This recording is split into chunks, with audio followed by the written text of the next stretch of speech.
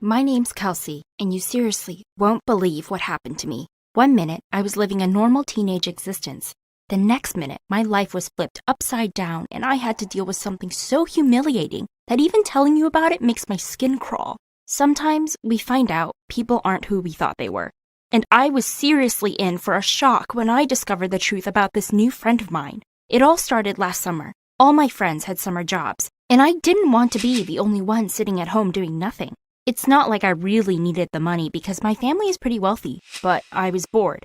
So I applied for a job at a small cafe in town. It was like the cool spot where all the hip people hung out, kind of like a student vibe. When I found out I got the job, I was so excited. The girl who interviewed me was slightly older than me, definitely a student, and she said she really liked my surname and that it was pretty unique. She had the most gorgeous long black hair and tons of cool piercings, and even a tattoo. She honestly just looked like she belonged on the cover of some awesome rock and roll magazine. And I was like, okay, when I'm older, I want to be just like her. Her name was Rosie, and we somehow always seemed to be on the same shift.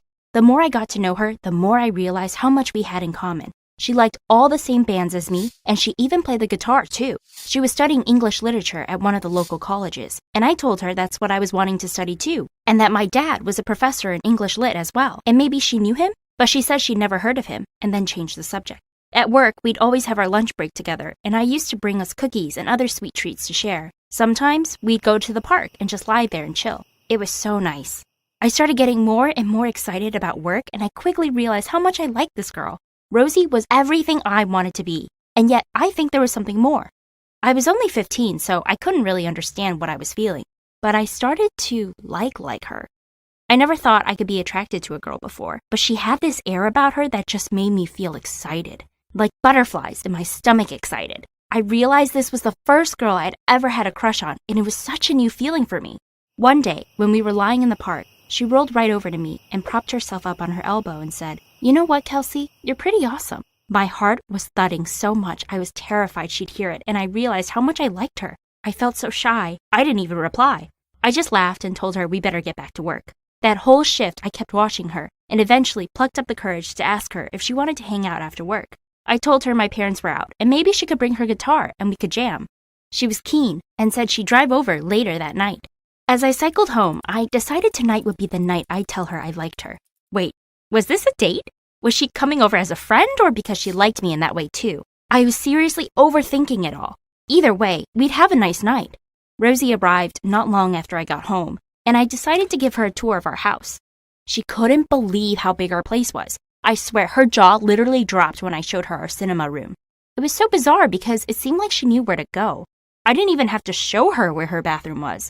She asked if we could watch a movie instead of playing guitar, and I said sure. I told her to make herself at home while I went to make us some popcorn. As I waited for the popcorn to finish being made, I noticed Rosie was staring at our family photos in the hall. She reached out and touched one of the photos, and I saw her smiling. My heart fluttered. She was seriously into me. Maybe we'd even kiss in the cinema? That thought made me nervous, and I hoped I wasn't sweating.